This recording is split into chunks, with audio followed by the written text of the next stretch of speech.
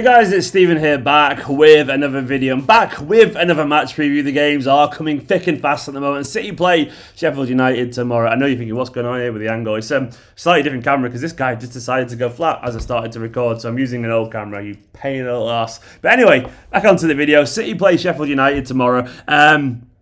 And it's going to be interesting. I think this game is absolutely critically important. Now, a bit of a spoiler as well. I've recorded this early on Friday morning because I'm going out for a walk today because Nico's off and all that kind of stuff. So I won't see the team news and all that kind of stuff from Guardiola, but I'm hoping there won't really be any surprises. But anyway, I will kind of try and do a preview and offer the best insight I can do about Guardiola's influence. Hopefully, he's not going to announce about 10 injuries. I wouldn't be surprised given it's Manchester City, but hopefully he doesn't do that. But presuming he doesn't do that, I genuinely think this is one of the most important games of the season. Now, you may be thinking, Stephen, really? It's one of the most important games of the season? I don't think it is. I'm going to tell you why. You're entitled to disagree, of course, but personally, I think it's a big deal simply because what this game means. Genuinely, I think it means absolutely loads, given what we've just seen, given that we've just come off the back of a 3-0 victory against Marseille. I think it's absolutely critically important that Manchester City use this as a springboard. When you get a result that leaves everyone that happy, and genuinely, look at Guardiola's face afterwards. He was just like, he was absolutely beaming. Here he is there, look at him. He's just so happy and adorable.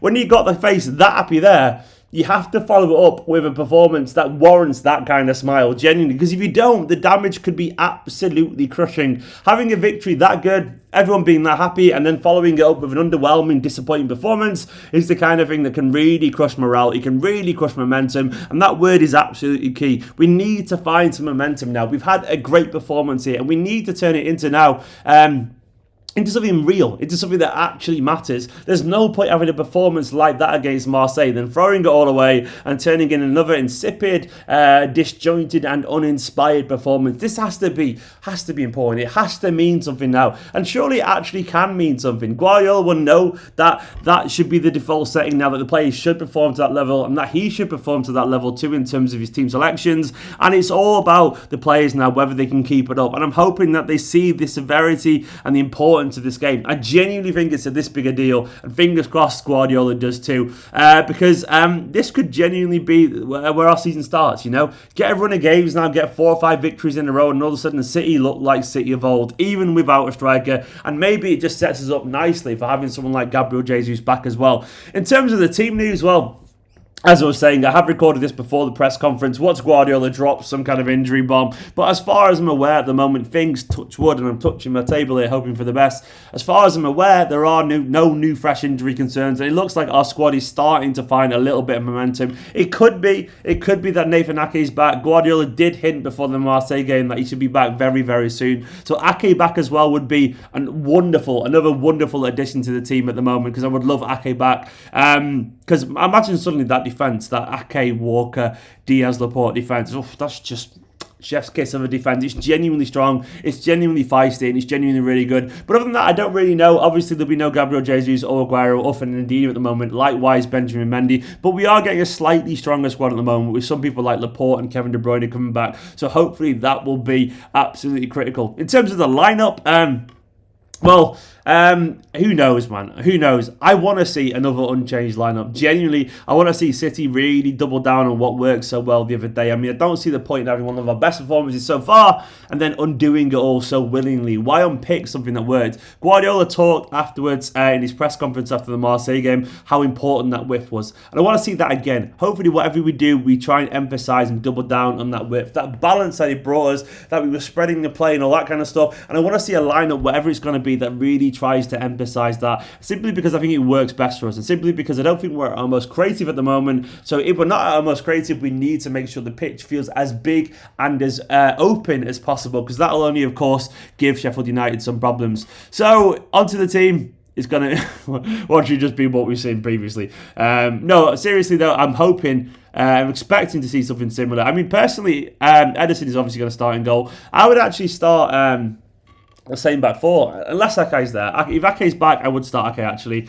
but I would be tempted to start the same back four as the other day because I thought he worked really well, and that even means Zinchenko. I thought Zinchenko had a decent game, you know. I think he offered a little bit of balance as well going forward, and given the fact that he can step into midfield and do that kind of like double pivot thing alongside with a whole inverted fullback, because he's actually a midfielder and he plays there for Ukraine. Given he can do that, it makes an awful lot of sense to me to start him once again with Kyle Walker, of course, and Lapiaz. Or Ruberic. I've not worked out the combo yet. I mean, keep going for it. Ruberic, someone said. I thought that was pretty good, actually. Ruberic, I like that. But Lapiaz, Laporte and Diaz, of course, will be playing in the middle. Shut up, Stephen. I know we don't want to see the double pivot thing, and I understand that. I would personally like to see probably... I mean, we'll probably see the same again, let's be honest. I thought Gundogan was actually been pretty good in the past couple of games. I know that's an unpopular opinion, but I thought Gundogan looked a little bit more impressive. And I think Guardiola will go for Rodri and Gundogan again. I think he'll be tempted. If not, though, when Rodri gets a rest or Gundogan gets a rest, I would like to see Bernardo alongside the other person there. With then, of course, Kevin De Bruyne ahead of them. I mean, do I think Bernardo will get a game?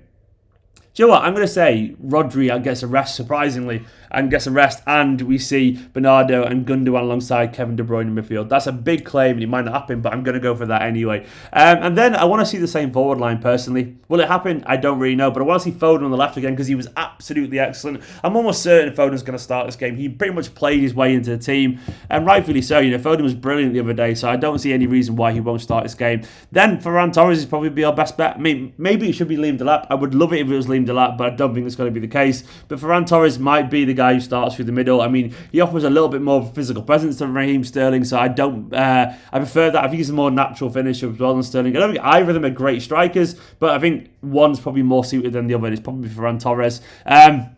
Willing run over a bit of pace and a bit of strength. Good for me. Though I would start the lap because he's a striker, but whatever. Then I want to see Sterling on the right again. Sorry, Mahrez fans, it's nothing personal. I just want to see a team that worked really, really well the other day, and I think that was a very balanced team. So basically, an unchanged team. Maybe Bernardo in for one of Gundogan or Rodri. In terms of Sheffield United, of course, they've had a pretty bad start so far. I'm going to get the Premier League table up right now. It doesn't look good. They're sat down in 19th with only 1 point from 6 games after finishing 9th last season. They had a good performance, though, the other day against Liverpool. They did lose 2-1, but there was some kind of renewed optimism. Klopp was very... interesting kind of Freudian slip there. Klopp was very praiseworthy of Sheffield United. They were pretty good. And largely, it could be a turning point for them. They didn't get any points, of course, but they were pretty decent the other day. Anyway, I'm going to pass you over to Nick from the channel In Good Nick, a Sheffield United fan, and I've done a preview on his channel as well. Here's his thoughts on the game. Hi Stephen and all the City fans out there, my name's Nick and I'm a Sheffield United content creator. So for starters, a little bit of news about the Sheff United team. We are still without 2 massive players, that's John Fleck and Jack O'Connell. And I can confirm in this game neither will be playing. Apparently Jack O'Connell's out for the season and John Fleck is out for probably another 3 or 4 weeks. The reason why they're so important for us is because they've come from League One to the Premier League. They were playing week in, week out last season.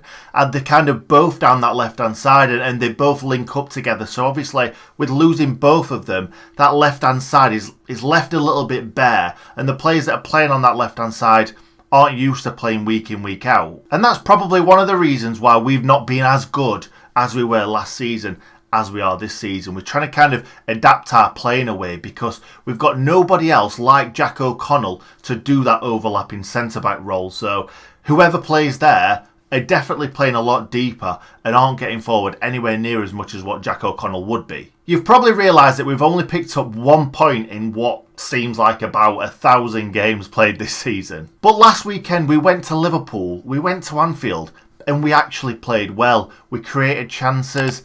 We were a little bit sloppy at the back, but the all-round play just was so much better than what it's been this season. We went 1-0 up, and the 2 goals that we conceded were both pretty sloppy and were definitely avoidable. So, technically, if we would have tightened up that defence a little bit, we may not have even conceded against Liverpool. We could have got a point. We could have even got 3. So the signs are definitely encouraging going into this game. Last season, I went to the Etihad, And I thought we were quite unlucky, to be honest. We definitely went with a game plan. We definitely went to kind of sit back and try and hit you on the break.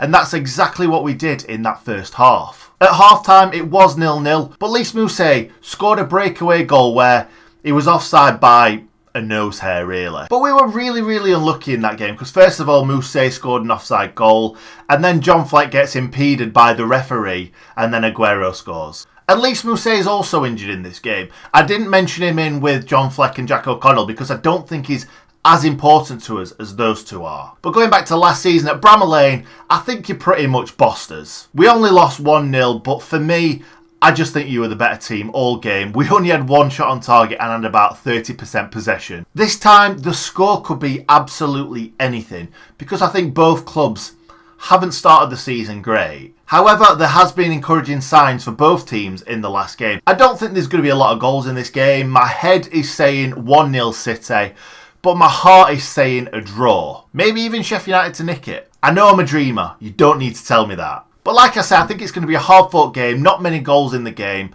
and I think it probably depends on which City team turns up rather than which Sheff United team turns up, because the best possible Sheff United team could turn up and we could still get turned over by you guys. I'll be honest, I haven't seen his thoughts on the game before recording this video because he's sending it after recording it. But when I spoke to him on his channel the other day, he was very kind of apprehensive about this game, understandably. I mean, he might have changed his tone round about now. But the other day, obviously, it's been a tough start for Sheffield United. And this game doesn't really come particularly well for them at the moment. I mean, they've got Liverpool, they've just played. Then they've got us, and then they've got Chelsea. It's a tough run of games. And so far, the results have been really underwhelming for them. I mean, it was always going to be tough for them to follow on after last season. But that is the nature, I guess, of football at this level. I mean, they've lost to Wolves, they've lost to Aston Villa, they've lost to Leeds, they've lost to Arsenal, they drew against Fulham, which is not exactly impressive at home, and then they've lost to Liverpool as well.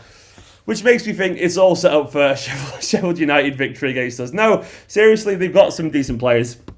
One of the problems Sheffield United have had is that they've struggled to score goals. I mean, they have obviously signed Ryan Brewster, who scored plenty of goals last season in the Championship, and hopefully, for them at least, he can be the solution to their problems. I mean, obviously, I don't want that to be a situation now. And maybe it can be. He's a good instinctive finisher, but they don't create anywhere near enough chances as it is. I mean, they could do it against us. They are still playing as well that three in the back thing where they've got the overlapping centre-backs and all that kind of stuff. And they've obviously got that Sander Berg, a decent player. They've got Ethan Ampadu on loan from Chelsea. Is it on loan? I'm pretty certain it is on loan. I don't know. I think he's on loan. It is on loan from Chelsea. And they've got some decent players in general, and they're just trying to recover some of their form. Largely, in terms of my prediction, I'm going to have to say Manchester City should win this. We should win this.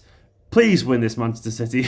We are away, of course, at Bramall Lane, so it's not going to be easy. Sheffield United will be a tough game. Last season when we went away, I remember we played three at the back. Who knows, you might see something similar here, and I wouldn't be against that in this kind of situation because I think it might kind of work if we play the right players.